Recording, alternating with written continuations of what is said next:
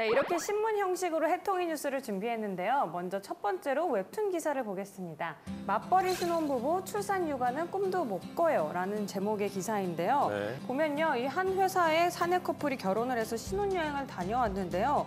아이는 낳고 싶지만 육아 문제 때문에 꺼려하고 있는 그런 내용입니다. 자, 그럼 시 차원에서 뭔가 도움과 지원을 좀 해줘야 되는 거 아닌가 이런 생각도 좀 그렇죠. 들었습니다. 그래서 지역사회에서 이런 지원이나 대응 이런 것들이 아직도 많이 부족한 실정입니다. 예, 그래서 저희 서울시에서는 온 마을 아이돌봄 지원에 관한 조례를 만들어서 네. 아이돌봄을 시행하고 있습니다. 또 그거 말고도 그 아이 돌봄 사업에는 또 어떤 것들이 있는지 구체적으로 설명 좀 부탁드릴게요. 초등학생 대상으로 하는 우리 동네 키움센터가 있고요. 그리고 방과 후에 돌봄 서비스를 제공하는 지역 아동센터, 그리고 만 3개월부터 만 12세까지 그 아동을 대상으로 하는 아이 돌보미 서비스 등 다양한 서비스가 있습니다. 뿐만 아니라 온마을 아이 돌봄 지원에 관한 조례를 통해서 이번에 이게 행정적, 재정적 지원을 할 수 있게 됐고요. 그리고 우리 시민의 삶을 바꾼 최고의 조례 5위에 선정되기도 했습니다. 아, 저 5위까지 박수 드립니다. 예. 지금 막 1위 나오고 막 많이 나왔었는데 5위. 아, 굉장히 좋은 조례입니다. 아이돌봄 사업이라고 말씀을 하셨잖아요. 여기서 얘기하는 아이의 기준이 어떻게 됩니까? 18세 미만이면 누구나 아이 돌봄 사업에 지원을 받을 수 있습니다. 오, 진짜 이야기를 들어볼수록 이제 지역사회가 아이를 함께 돌보는 사회가 된 것 같아요. 그래서 네. 육아 저는 해보지는 않았지만 그래도 함께 하면 정말 부담이 덜지 않을까라는 생각에 희망이 듭니다. 자, 다음 기사 보겠습니다. 자, 마약 청정국 한국이 어쩌다가라는 약간의 무거운 제목입니다. 네. 내용을 보면요, 마약 청정국으로 불렸던 한국이 마약 수출국 5명을 띠게 됐는데요. 왜냐하면 최근 5년간 우리나라 국경을 넘나든 마약 규모가 자그마치 2조 원에 달합니다. 특히 코로나19 확산 이후에는요, 이 국제 우편물을 이용해서 마약 밀수가 더욱더 증가하고 있다고 합니다. 요즘 마약이 굉장히 심각한 사회 문제로 대두가 되고 있는데요. 유명인들도 마약 때문에 뭐 사회면에도 좀 종종 나오는 것 같습니다. 예, 맞습니다. 최근 5년 동안 마약류 밀수 단속 현황을 살펴보게 되면은 총 밀수출된 그 적발량이 3,548건 정도 됩니다. 네. 그 중량을 보면은 1,911kg 정도 되고요. 이 평가액은 2조 1,624억 정도. 이러한 규모가 어마어마하겠죠. 네. 이 정도면 6,370만 명 정도가 이용할 수 있는 거예요. 6,730만 명이면 우리나라 전체 국민보다 훨씬 많죠.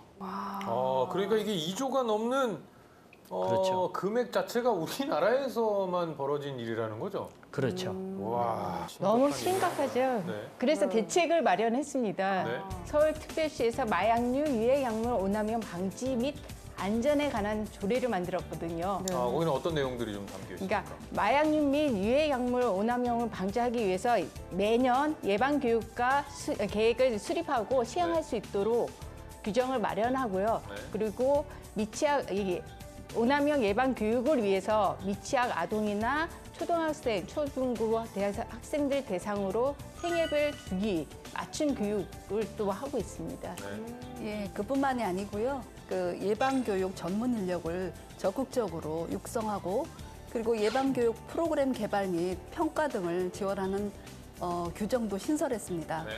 그리고 세계 마약 퇴치의 날 행사를 시행하고 일반 시민과 그리고 오남용 취약계층에 대해서는 적극적인 예방 홍보 활동을 펼칠 수 있도록 하는 규정도 신설하였습니다. 또 이야기를 들어보니까 또 아이들 예방 교육까지 맡아서 해준다니까 정말 네. 안심이 됩니다. 네. 자, 다음 기사 확인해 보겠습니다. 자, 배우 김지수 10년 전 병실 사진 공개한 이유는? 이라는 제목의 기사입니다. 최근에 배우 김지수 씨가요, 자신의 SNS에 골수기증에 대한 관심을 부탁한다면서 이 문구와 함께 사진을 공개했습니다. 네, 저기 보니까 2011년도에 조혈모세포를 기증한 일이 있었나 봐요. 네, 그렇습니다. 이 김지수 씨는요, 2005년에 각막과 장기, 골수 기증 등록을 했고요.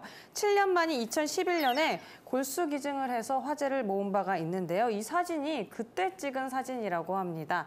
10년 전 사진을 다시 올리면서 이 골수 기증에 대한 관심을 또 촉발한 거죠. 그러니까 장기 기증이 좀 많이 부족한 상황입니까? 네, 장기 이식 대기자가 네. 매년 늘어나고 있습니다. 그리고 하루 평균 한 7.5명 정도가 그 장기 이식을 기다리다가 돌아가시고 있습니다. 네. 예, 게다가 올해는 코로나19 네. 장기 이식이 작년보다도 더 감소하는 그러한 형태에 있습니다. 네. 진짜 정말 많은 분들이 관심을 가지고 동참해줘야 될 것 같은데 또 이렇게 유명인들이 또 이야기를 해주면 좀 도움이 되나요? 예, 그렇죠. 올 초에 래퍼 스윙스 씨가 장기 기증을 등록하고 SNS에 올리신 것이 있습니다. 이때 한 3일 정도 1,000명이 넘는 숫자가 동참을 했습니다. 네. 그리고 최근 드라마에 그 슬기로운 의사생활 있죠. 그 덕분에 장기 기증 희망자들이 늘고 있다는 소식입니다. 이게 바로 선한 영향력이 아닌가 생각이 듭니다. 미디어의 힘이라고도 할 수 있겠고요. 자, 이런 문제는 보건복지위원회에서 좀 나서줘야 하는 게 아닌가 생각도 그렇죠. 듭니다. 네. 예, 그래서 최근 개정된 조례가 있습니다. 서울특별시 장기 등 기증 등록 장려에 관한 조례인데요. 네. 앞으로는 기증된 장기의 수에 주목하기보다는 그 장기 기증자의 이웃사랑에 대한 실천과 그리고 희생 정신을 더 높이 기리자는 네. 그런 취지가 이 개정안에 담겼습니다. 기증의 종류에 장기뿐만 아니라요 인체 조직도 포함될 수 있다는 점도 그 개정안에 담았고요. 네. 매년 9월 둘째 주 월요일부터 한 주간을 네. 생명 나눔 주간으로 확대 운영할 계획입니다. 아. 예. 네, 이 조례를 통해서 이 기증자의 마음도 헤아리고 그리고 그렇죠. 나눔 문화도 확산시킬 수 있는 예. 그런 좋은 계기가 될 것 같습니다. 네, 맞습니다. 네, 자 마지막 기사 확인해 보겠습니다. 네, 시민들 울린 지하철 4호선 안내 방송이라는 제목의 기사입니다. 이 글을 쓴 작성자는요, 지난 9월 퇴근길에 탄 지하철 4호선 기관사의 안내 방송을 듣고 너무 슬퍼서 오열할 뻔했다며 SNS에 글을 올렸습니다. 어떤 안내 방송이 나왔길래 이렇게 오열까지 할 뻔했다고 하셨죠? 네, 이 내용을 살펴보면요, 이 가족이 얼마 전에 데이트 폭력에 사망했는데 국민천원을 올렸으니까 좀 관심을 가져달라. 이런 안내 방송이 불편하겠지만 이렇게밖에 알릴 방법이 없다라는 내용의 그런 안내 방송이었다고 합니다. 자, 이거는 사실은 사랑 싸움이라고 범주에 둘 수는 없고 이거는 범죄라고 확실히 말씀드릴 수 있을 것 같은데 실제로 이런 일들이 많이 일어나고 있죠. 네, 최근 한 5년 동안 데이트 폭력이 많이 늘었습니다. 네. 하루에 한 26건 정도 발생하고 있습니다. 게다가 그 가해자들이 폭력을 사랑으로 정당화하는 것이 문제입니다. 그래서 그 당사자는 물론이고 가족까지 괴롭히는 일들이 점점 늘어나고요.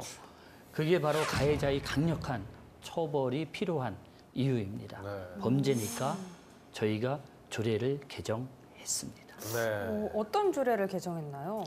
조례를 보면 서울특별시 여성폭력 방지와 피해자 보호 및 지원에 관한 조례입니다. 내용을 이렇게 보게 되면 여성폭력 방지 기본법의 내용을 담고 있고요. 네. 피해본 당사자와 그 배우자, 직계 가족, 그리고 형제 자매까지 확대한 조례입니다. 그리고 2차 피해 방지 및 최소화 조치를 하도록 명시했을 뿐만 아니라 성희롱이나 성폭력 피해로부터 안전한 안심 일터 조성을 위해서 서울 직장 성희롱 성폭력 예방센터 설치 근거를 마련하였습니다. 서울특별시 여성폭력 방지위원회 설치 및 운영에 대한 규정도 마련하였습니다. 이렇게 피해자에 대한 보호와 그리고 지원이 강화된다고 하니까 마음이 조금 놓이는 것 같습니다. 네, 이렇게 해서 여러 가지 이야기들을 나눠봤는데요. 지금까지 보건복지위원회에 대한 팩트체크 해통의 뉴스였습니다.